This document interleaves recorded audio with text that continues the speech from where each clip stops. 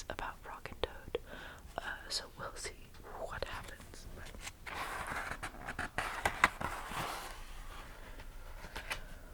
Once again, if you missed it, this book is called The Wind in the Willows.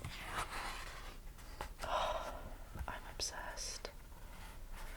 I'm obsessed. Chapter 1. The Riverbank. The mole had been working very hard all morning, spring cleaning his little home, first with brooms, then with dusters, then on ladders and steps and chairs, with a brush and a pail of whitewash, till he had dust in his throat and eyes, and splashes of whitewash all over his black fur, and an aching back and weary arms. Spring was moving in the air above, and in the earth below and around him, penetrating even his dark and lowly little house, with its spirit of divine discontent and longing. God, I love that sentence. His spirit of divine discontent and longing. It was small wonder then that he suddenly flung down his brush on the floor and said, "Bother," and "Oh, blow," and also "hang spring cleaning," and bolted out of the house without even waiting to put on his coat. Something up above was calling him imperiously, and he made for the steep little tunnel. Which answered, in his case, to the gravelled carriage drive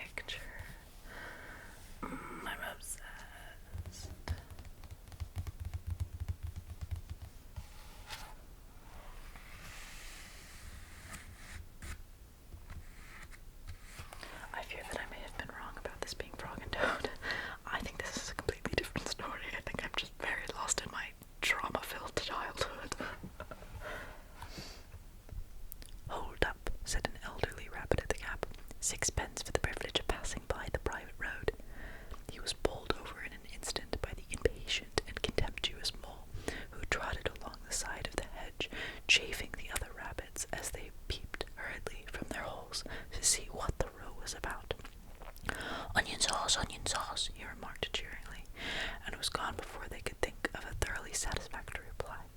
Then they all started grumbling at each other. "How stupid you are!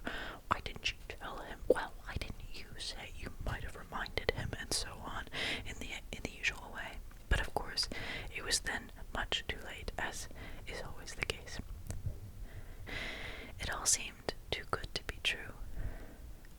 Hither and thither, through the meadows, he rambled busily, along the hedgerows, across the copses, finding everywhere birds building, flowers budding, leaves thrusting, everything happy and progressive and occupied. And instead of having an uneasy conscience pricking him and whispering, "Whitewash," he somehow could only feel how jolly it was to be the only idle dog among all these busy citizens.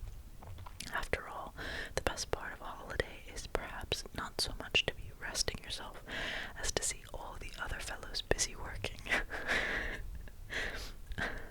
I guess he's not wrong. He thought his happiness was complete when, as he meandered aimlessly along, suddenly he stood by the edge of a full-fed river. Never in his life had he seen a river before. This sleek, sinuous, full-bodied animal, chasing and chuckling, gripping things with a gurgle and leaving them with a laugh, to fling itself on fresh playmates that shook themselves free and were caught and held again. All was a shake and a shiver, glints and gleams.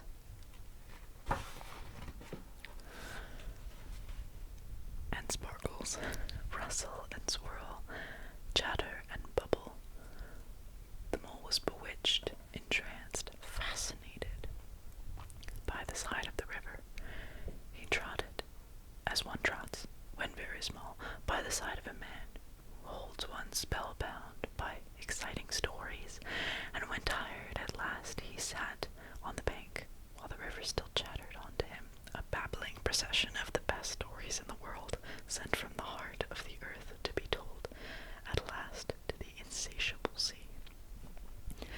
This writing is incredible. I think it's a lot like, it reminds me a lot of Ellen Montgomery, who wrote the Anne of Green Gables series.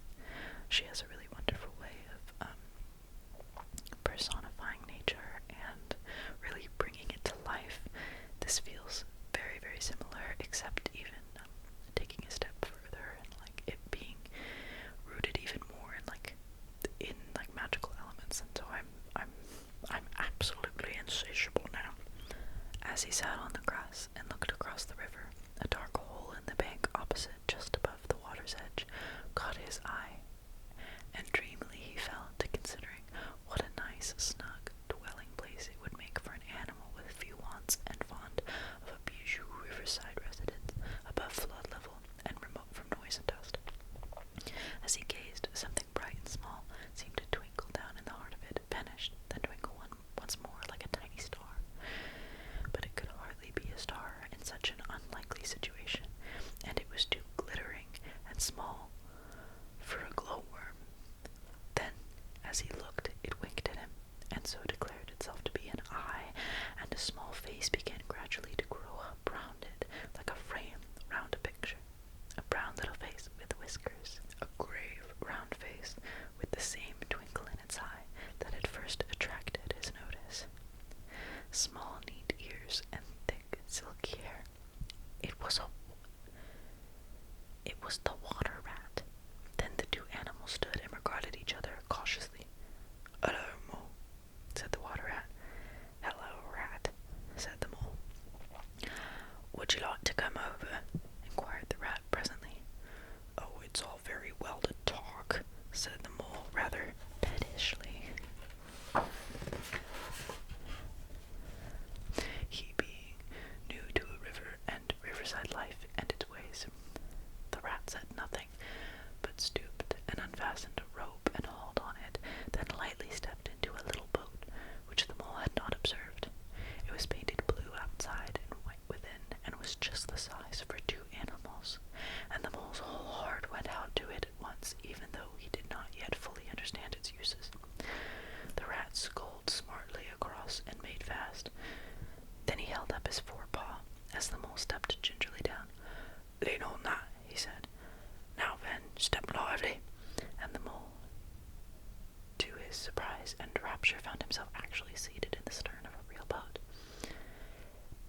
been a wonderful day," he said, as the rat shoved off and took to the sculls again.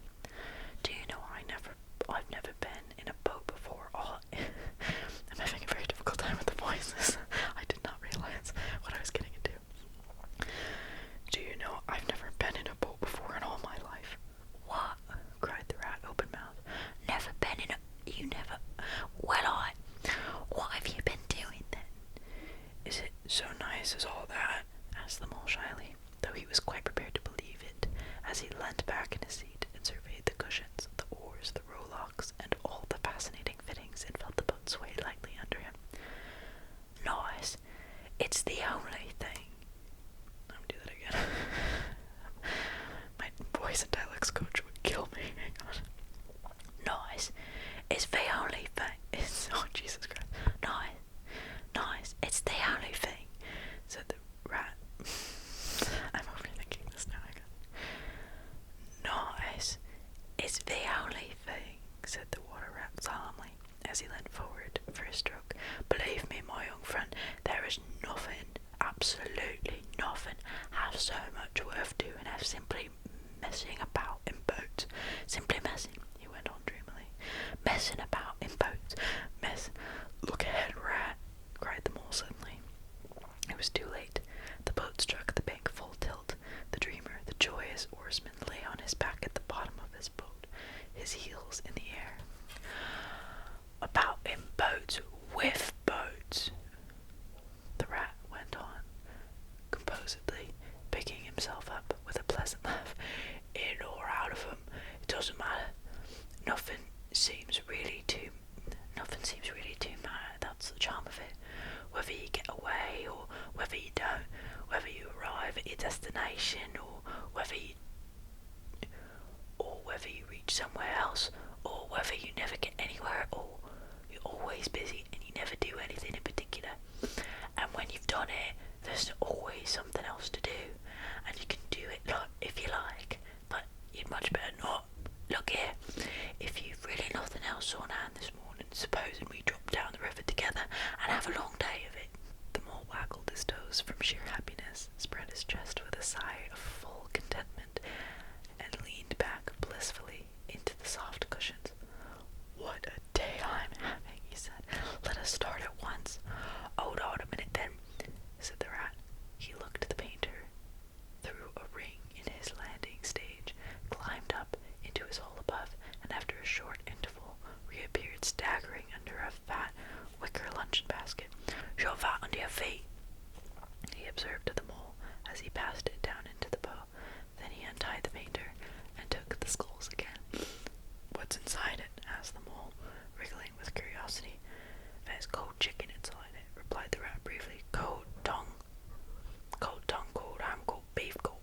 Oh my God. "Sir," he says, "cold tongue, cold ham, cold beef, pickled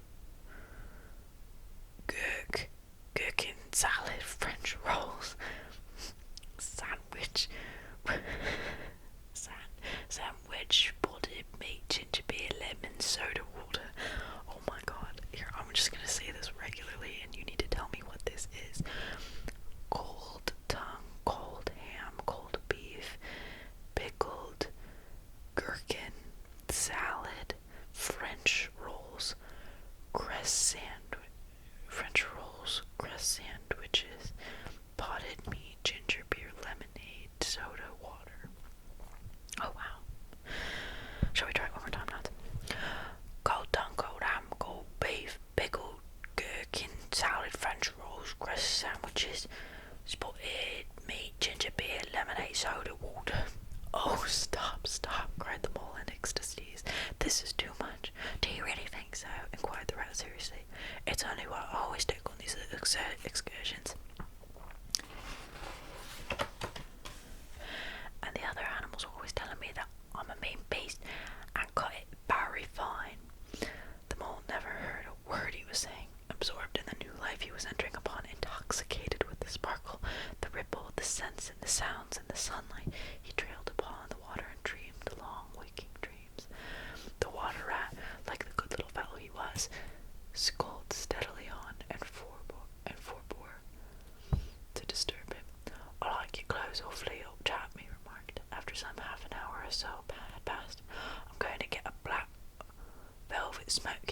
myself some day as soon as I can afford it." "I beg your pardon," said the mole, pulling himself together with an effort. "You must think me very rude, but all this is so new to me, this is a river." "The river," corrected the rat. "And you really live by the river? What a jolly life." "By it, and with it, and on it, and in it," said the rat.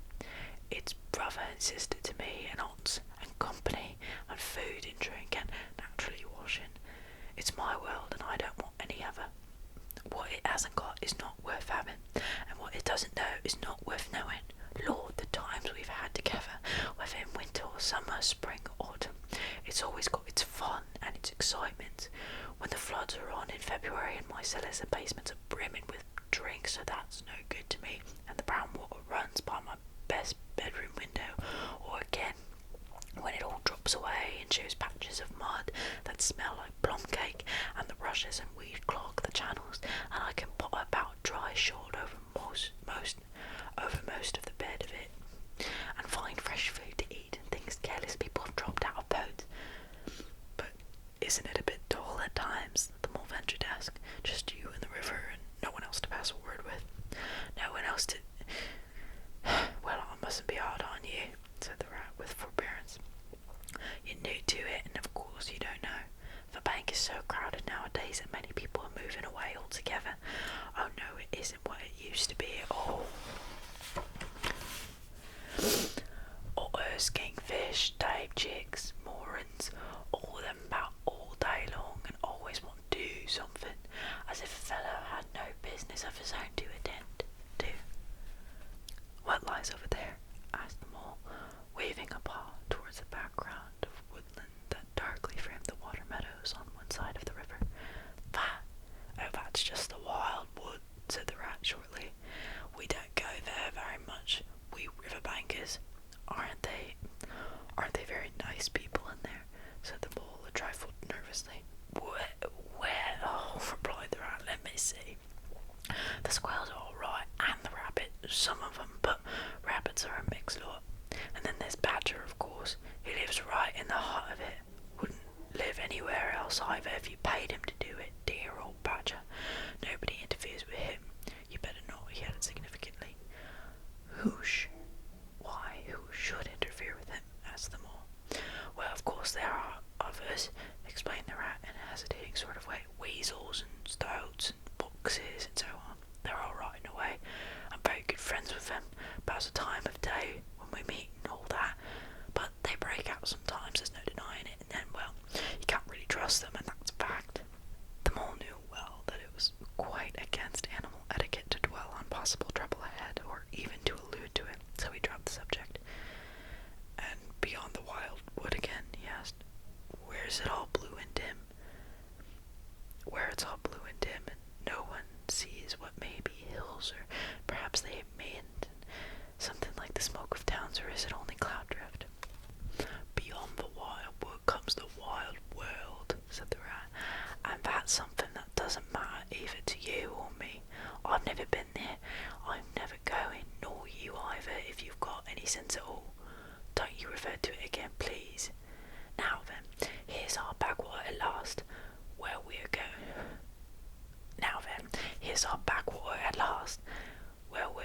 To lunch." Leaving the main stream, they now passed into what seemed at first sight like a little landlocked lake. Green turf sloped down to either edge, brown snaky tree roots gleamed below the surface of the quiet water, while ahead of them the silvery shoulder and foamy tumble of the weir, arm in arm with a restless dripping mill wheel that held up in its turn a grey gabbled hill mouse, filled the air with a soothing murmur of sound, dull and smooth, yet with little clear voices speaking up cheerfully out of it at intervals. It was so very beautiful that the mole could only hold up both forepaws and gasp, "Oh my, oh my, oh my." The rat brought the boat alongside the bank, made her fast, helped the still awkward mole safely ashore, and swung out the luncheon basket. The mole begged as a favor to be allowed to unpack it all by himself, and the rat was very pleased to indulge him, and to spread at full length on the grass and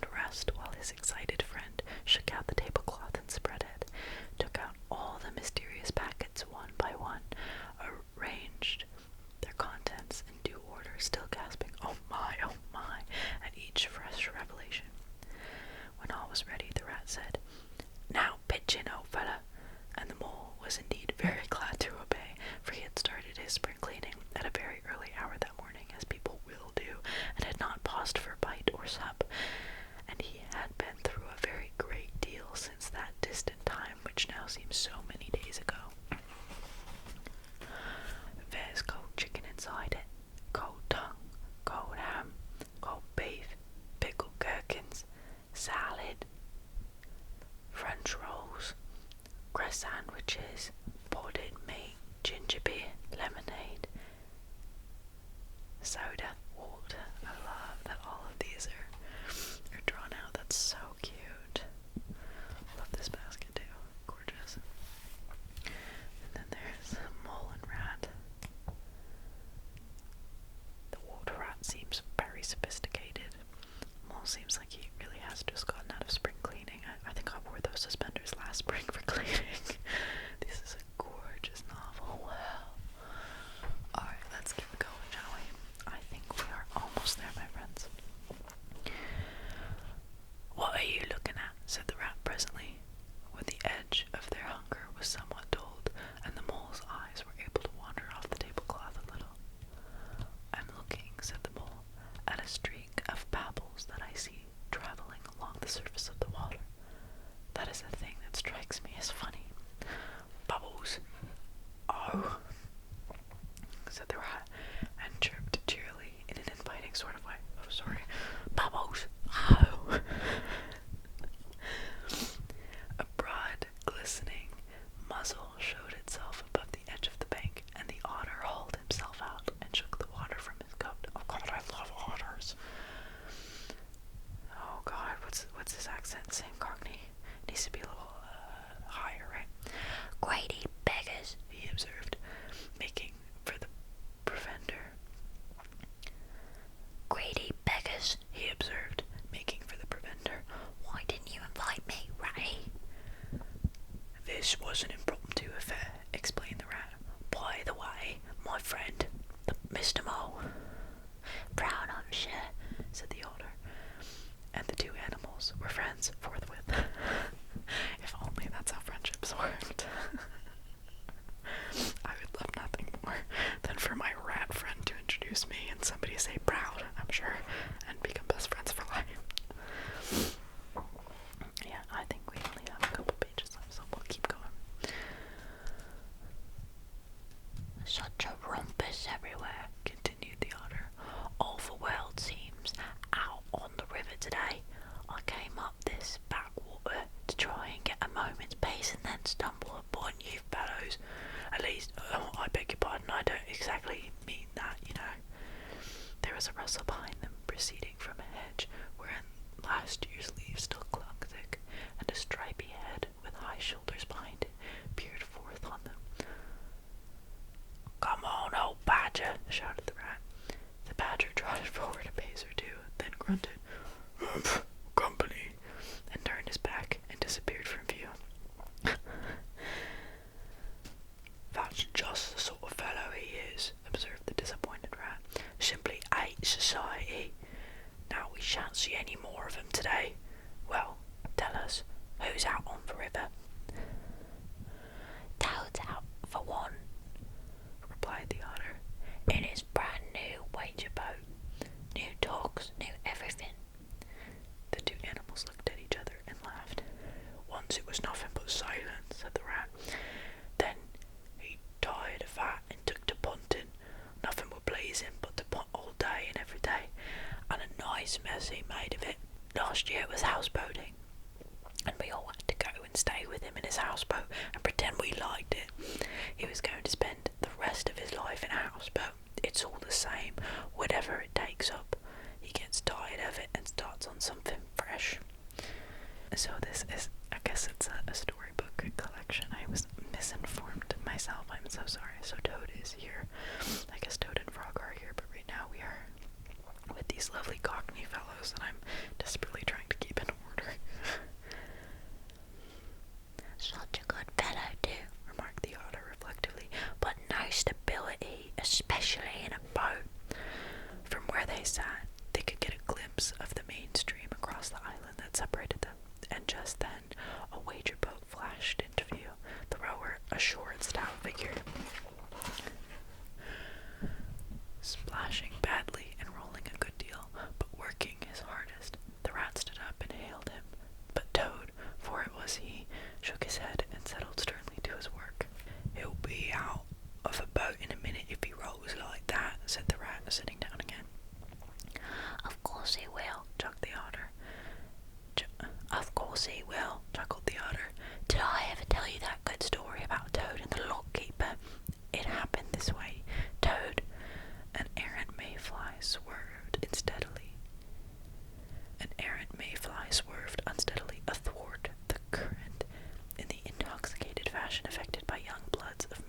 eyes seeing life.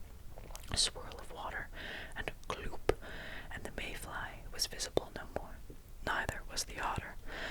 That's a funny way of saying it. The mole looked down. The voice was still in his ears, but the turf whereon he had sprawled was clearly vacant. Not an otter to be seen as far as the distant horizon. But again, there was a streak of bubbles on the surface of the river. The rat hummed a tune, and the mole recollected that animal etiquette forbade any sort of comment on the sudden disappearance of one's friend at any moment for any reason, or no reason whatever. Well, well, said the rat, I suppose we ought to be moving. I wonder which of us had better pack the luncheon basket. He did not speak as if he was frightfully eager for the treat. Oh, please let me, said the mole. So, of course, the rat let him. Packing the basket was not quite such pleasant work as unpacking the basket. It never is, but the mole was bent on enjoying everything, and although just when he had got the basket packed and strapped up tightly, he saw a plate staring up at him from the grass, and when the job had been done again, the rat pointed out a fork, which anybody ought to have seen. And last of all, behold, the mustard pot, which he had been sitting on without knowing it. Still, somehow the thing got finished at last without much loss of temper. The afternoon sun was getting low as the rat sculled gently homewards. The afternoon sun was getting low as the rat sculled gently homewards in a dreamy mood, murmuring poetry, things over to himself, and not paying much attention to Mole. But the mole was very full of lunch and self-satisfaction and pride, and already quite at home in a boat, so he thought, and was getting a bit restless besides, and presently said, Ratty, please, I want to row now. The rat shook his head with a smile. Not yet, my young friend, he said. Wait till you've had a few lessons. It's not so easy as it looks.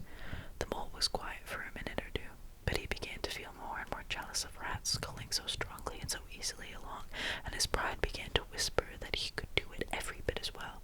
He jumped up and seized the sculls so suddenly that the rat, who was gazing out over the water and saying more poetry things to himself, was taken by surprise and fell backwards off his seat with his legs in the air for the second time, while the triumphant mole took his place and grabbed the sculls with entire confidence. Stop it, you silly ass! Oh my god. Stop it, you silly ass! Cried the rat from the bottom of the boat. You can't do it. You have us over. The mole flung his sculls back with a flourish and made a great dip at the water. He missed the surface altogether. His legs flew up above his head, and he found himself lying on the top of the prostrate rat. Greatly alarmed, he made a grab at the sides of the boat, and the next moment, sploosh! Over went the boat, and he found himself struggling in the river. Oh my, how cold the water was, and oh, how very wet it felt, how it sang in his ears as he went down, down, down, how bright and welcome the sun looked as he rose to the surface, coughing and spluttering, how black was his despair when he felt himself sinking again. Then a firm paw gripped him by the back of his neck. It was the rat, and he was evidently laughing. The mole could feel him laughing, right down his arm and through his paw and into the mole's neck. The rat got hold of a skull and shoved it under the mole's arm. Then he did the same by the other side of him, and swimming behind, propelled the helpless animal to shore, hauled him out, and set him down on the bank, a squashy, pulpy lump of misery. When the rat had rubbed him down a bit, and wrung some of the wet out of him, he said, Now then, old fellow, trot up and down the towing path as high as you can till you're warm, and dry again while I dive for the luncheon basket. So the dismal mole, wet without and ashamed within, trotted about till he was fairly dry, while the rat plunged into the water again, recovering the boat, righted her, and made her fast, fetched his floating property to shore by degrees, and finally dived successfully for the luncheon basket, and struggled to land with it. When all was ready for a start once more, the mole, limp and dejected, took his seat in the stern of the boat, and as they set off, he said in a low voice, broken with emotion, Ratty, my generous friend, I am very sorry indeed for my foolish and ungrateful conduct. My heart quite fails me when I think how I might have lost that beautiful luncheon basket. Indeed, I have been a complete ass, and I know it. Will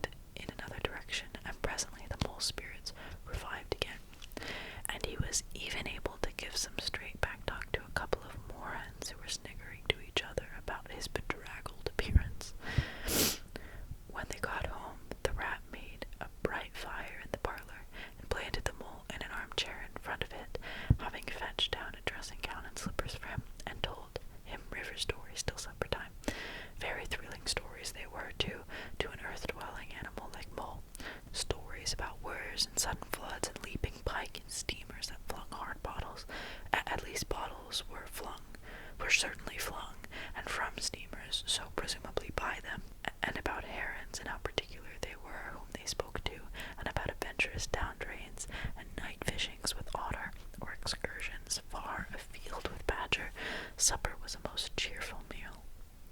But very shortly afterwards, a terribly sleepy mole had to be escorted upstairs by his considerate host to the best bedroom, where he soon laid his head on his pillow in great peace and contentment, knowing that his new-found friend the river was lapping